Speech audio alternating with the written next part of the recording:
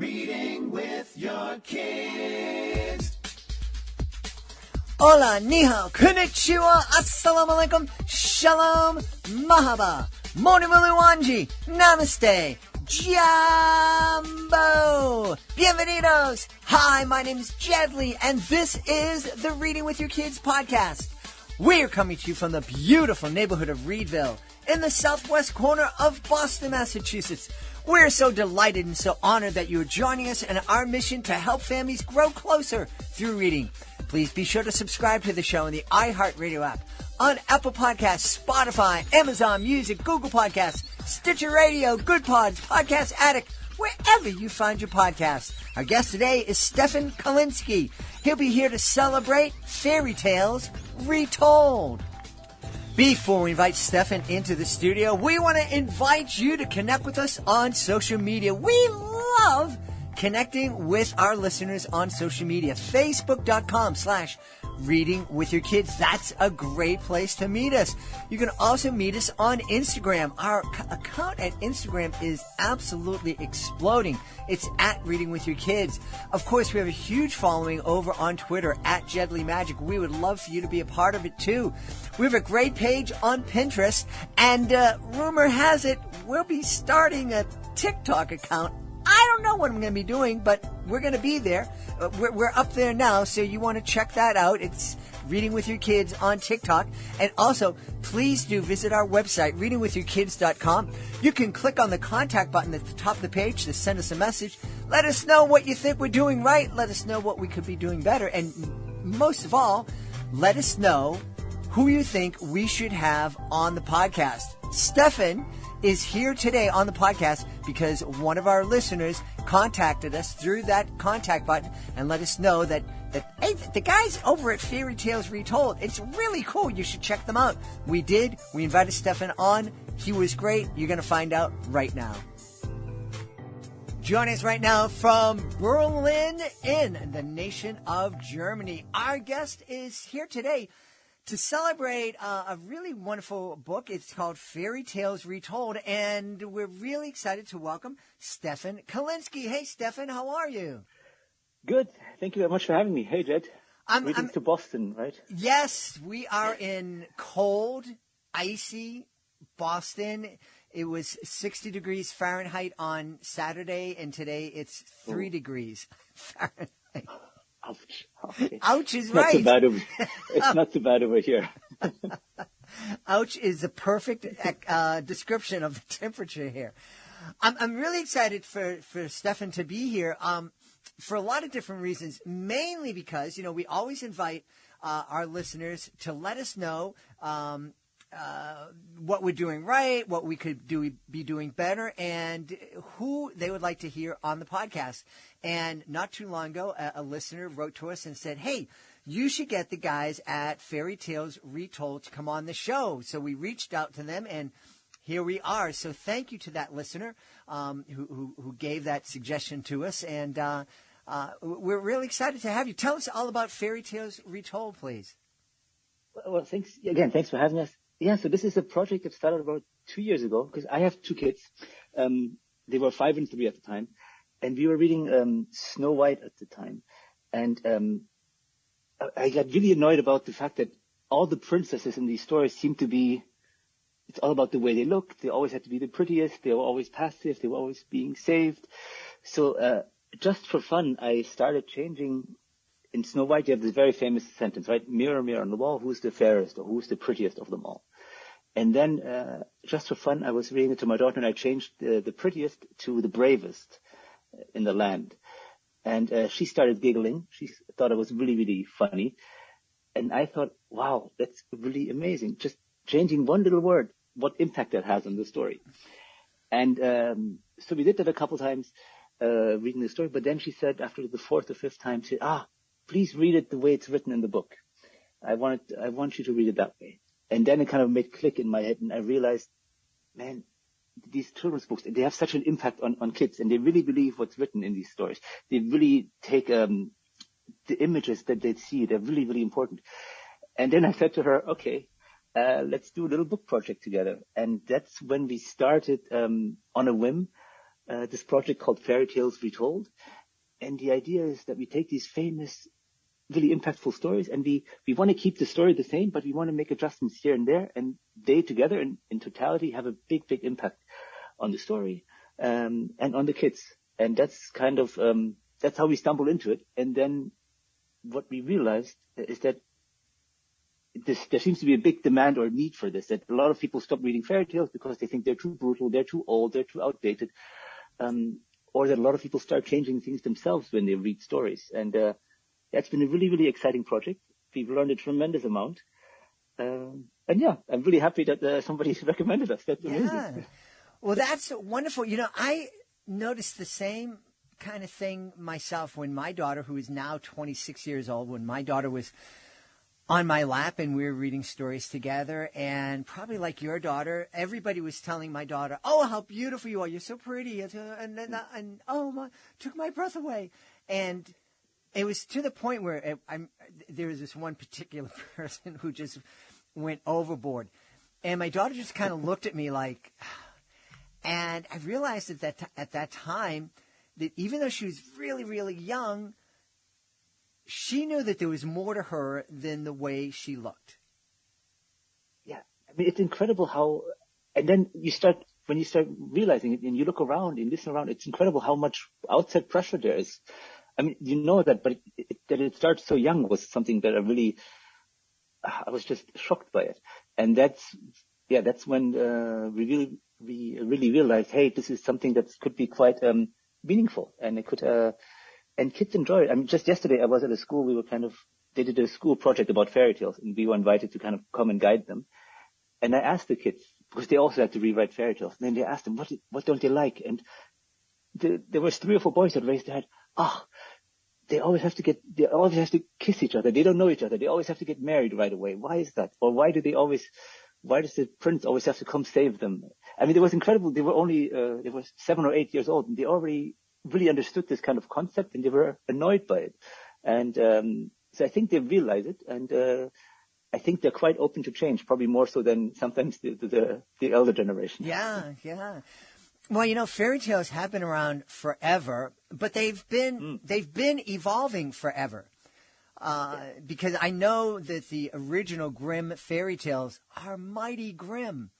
And, you know, I remember reading the first, the original versions of those some of those fairy tales, and they would get an R rating if they were movies today. You know, your kid couldn't get in to see them with all the gore.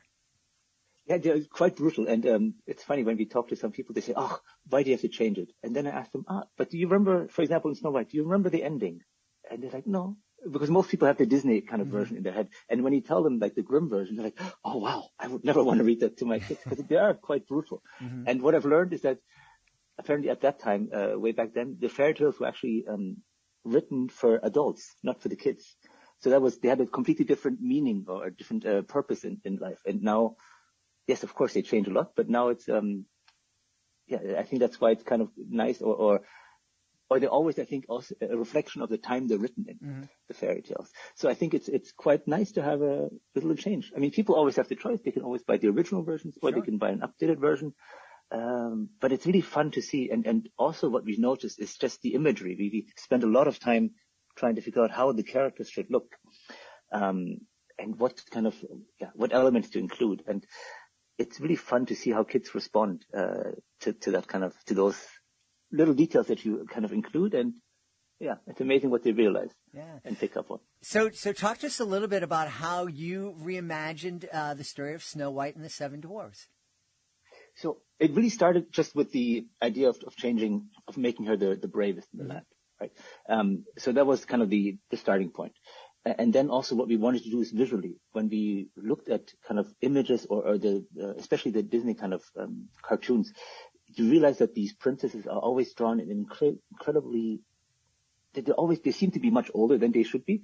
They always have perfect hair, perfect makeup, no flaw they have no flaws, and they're always very passive in the way they look. And so that's kind of one thing we really changed. We wanted her, like Snow White, we wanted her to be a young, kind of cheeky girl that has fun and is brave, has some scars, that she has some scratches. She's not perfect, right? We didn't want her to be perfect. then kind of so the more we got into it, the more we realized, wow, there's so many things that you could adjust. Another element we kind of noticed is that in a lot of these stories, the stepbrothers, the stepmothers, the bad persons or the stepbrothers and mothers and whatever, they're always very, very negative. So we kind of wanted to change that.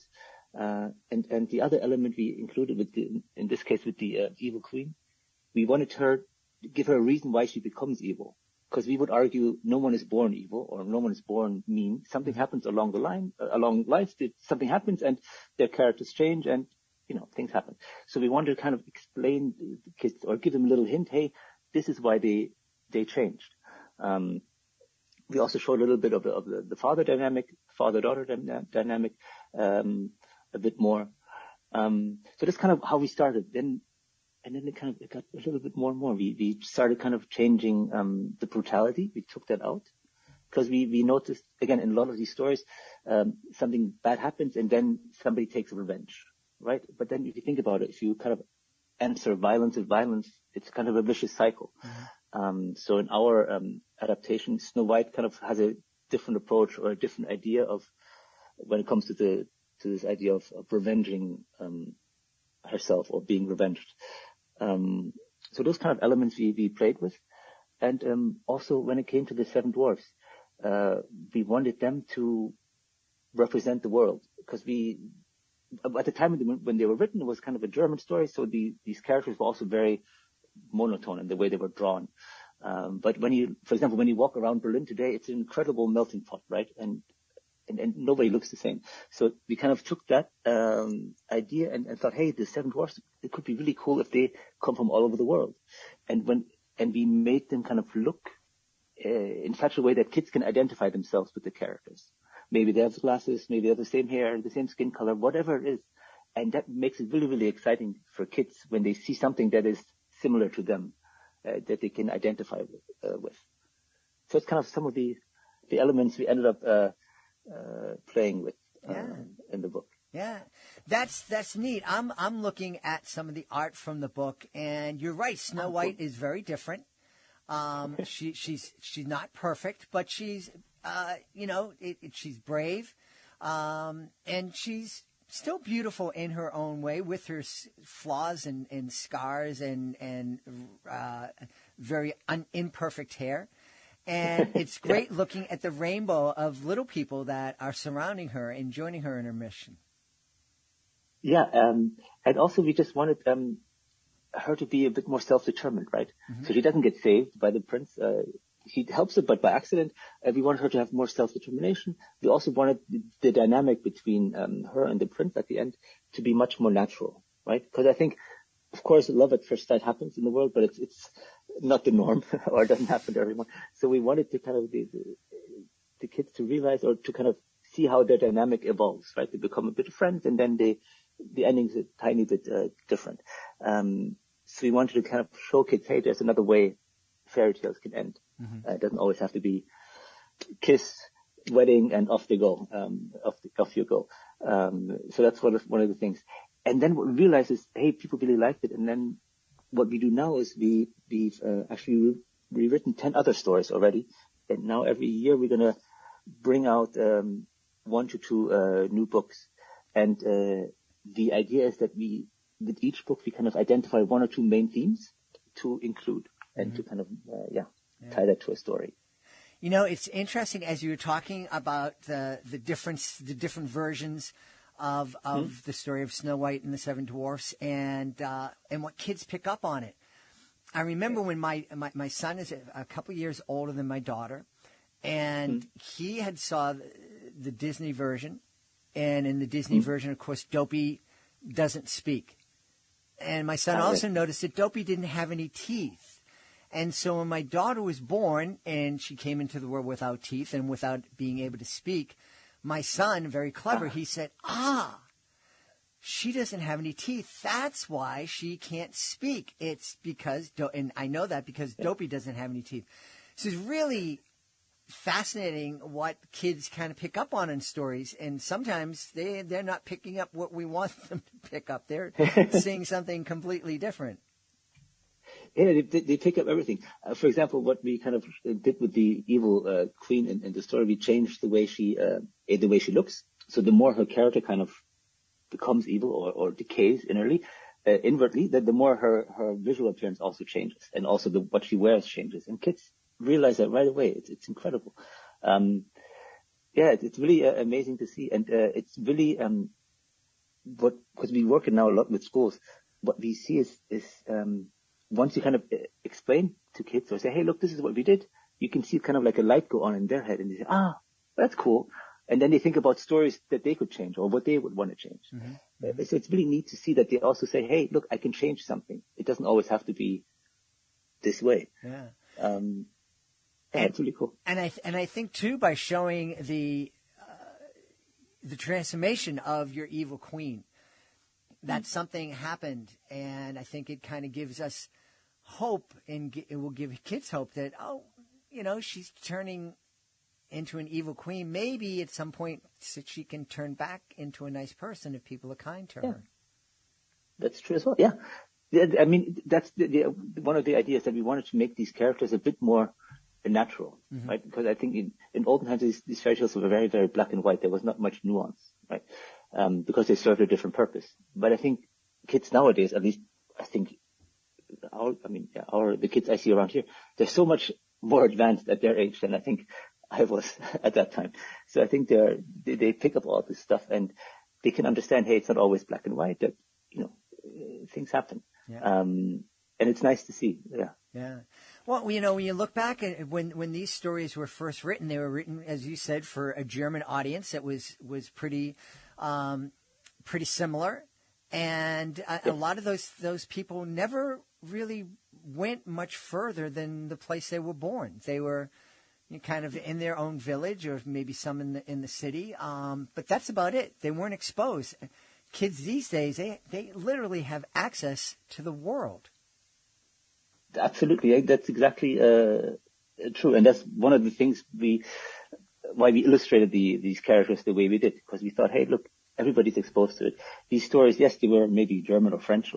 The origin was maybe here, but now they become stories that most kids around the world know or have some sort of exposure to. So we wanted to also kind of, update that or reflect that. Yeah. Because again, it's nice when children can somehow identify themselves with what they see or what they read, or with the problems that the characters face. So I think that's why it's nice to kind of now give it a twist with these stories. And I think just people really are looking for, I think, these kind of stories, or these kind of these kind of stories. Absolutely. So you mentioned that you have you're working on 10 additional stories. Can you give us a preview of what other fairy tales you'll be retelling? Yes. So in April, we're very excited because this took us a long time. We're gonna have Cinderella coming out. That was a hard one.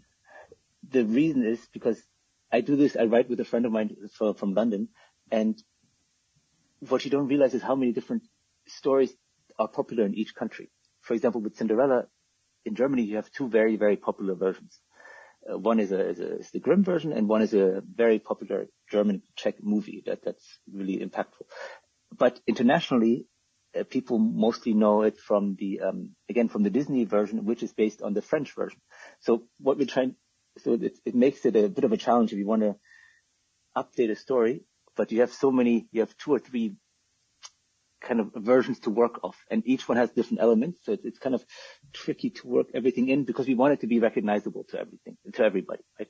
Because it doesn't make sense, or in our ideas, we don't want to change the story so much so that you don't recognize it anymore, right? It has to be instantly recognizable as kind of what you had in mind. That was a bit tricky. And then in the fall, we're going to have The Little Mermaid come out. And what I was mentioning earlier, we kind of got the idea along the way, hey, it would be cool if you match themes or one or two major ideas with a story. For example, The Little Mermaid is a story that traditionally doesn't have a happy ending. It's one of those fairy tales that's a bit sadder. And we thought, hey, this could be, just because also of the setting, it could be a perfect story to kind of talk about climate change, global warming. And so you can keep the story very similar, but you can add these elements in without changing kind of the narrative too much. So that's a bit of the idea. And it's been, fun and also challenging. Because this is kind of a side project. It was just, again, on a whim, and we've never done anything like it. I've never written before. We've never done a book before.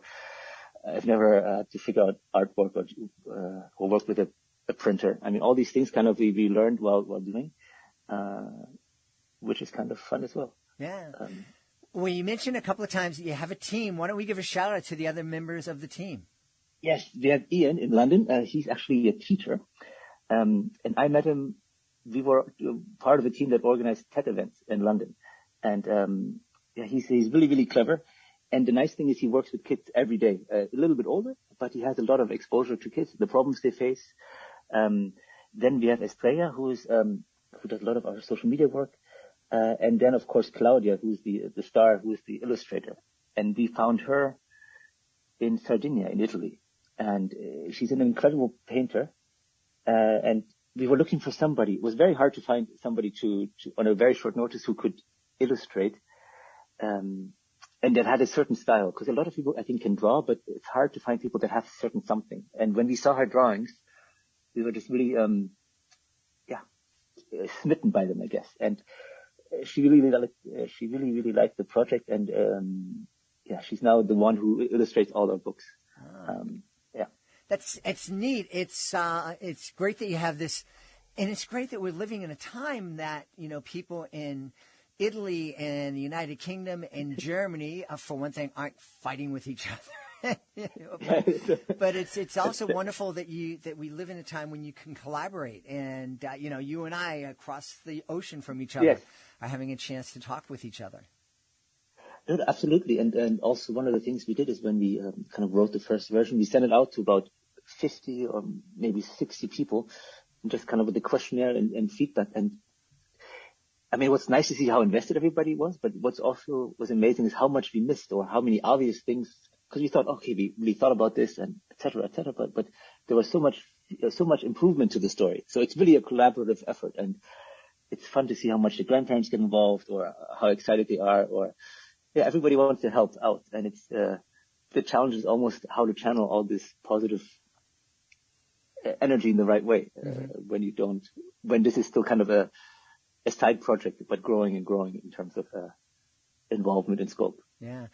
Before we go, I'm curious as to how the person who inspired this series, your daughter, how does she feel now that the story that her dad kind of messed up on her is actually in a book? Yeah, she's really excited because she loves to draw. And when we were kind of illustrating things, our bedroom was a gigantic mess with sketches everywhere. No, she's really, they really, really like the book. Although now they have others that are their favorites, but for about 6 to 8 months, that was their favorite story. And now they're also excited they can't wait for the next one to come out. And they always kind of try to get a sneak peek of the drawings and the latest updates. So it's fun to see. But on that note, what we found is a lot of these fairy tales have female characters. There's not many that have a strong male character. So that's kind of one of the challenges that we're going to play with, or one of the elements we might play with down the line, is having one of these famous stories and maybe have a male character as the lead, or maybe a prince that's a bit insecure and kind of is forced to save somebody, right? Because there's also pressures on the boys that are maybe not as obvious or not addressed in these stories. Yeah. Well, absolutely. They're, most of the princes in fairy tales, number one, they're princes and they're healthy and strong and buff. And I don't know, I'm a kind of a short, kind of hydrant shaped person, and I can't relate to those big, tall, strong guys even now. Yeah, but they also just come out of nowhere and take them away, and that's it. There's also no nuance to these characters, to most princes, right? They always have to be Prince Charming, look perfect, be strong, don't have any emotions. For example, that's why in our illustration, our prince has a little tear running down his cheek. And it's funny how often kids say, "Oh, look, he's crying." It's really nice that they pick up on all these little things, and it's fun to see. Yeah. Well, I know people are going to want to know where they can go to find out more about Fairy Tales Retold. Well, actually, just on the website, it's called fairytales-retold.com. That's a website that you can find out everything about it. You can also listen to the audiobook. That's for free, in German and English. Because we realized, hey, we wanted to have a book, but we realized not everybody can afford a book, but we wanted people to be able to kind of have access to it. So we thought, hey, we actually found a composer to compose some music for us, and you can listen to the audiobook for free on our website. Awesome. We've had a really wonderful time speaking to the driving force behind Fairy Tales Retold, Stephan Kalinski. Hey, Stephan, thanks so much for being with us. Thank you so much for taking the time, and it was awesome. I hope your listeners enjoy it. Please be sure to join us for the next episode of the Reading with Your Kids podcast. Really excited. Megan Barella. She'll be home. She is known as the Happy Home Mastermind, and she has some great advice for families and parents to create a happy home. That's the next episode of the podcast. Hey, if you are the author of a fantastic children's book, please do visit our website, readingwithyourkids.com. We would love to help you tell the world all about your great book. There are so many ways we can help you celebrate your book. You can be a guest here in the podcast. It's fun. It's easy. It doesn't cost a thing. That's right. You don't have to pay anybody to facilitate your visit. It's really, really easy. All you need to do, go to readingwithyourkids.com, click on the Authors Click Here button at the top of the page, and scroll on down to be a guest. Oh, and while you're there, scroll a little bit further and find out how you can submit your book to our Certified Great Read panel. If they believe that your book is worthy of 4 or 5 out of 5 stars, it becomes a Certified Great Read.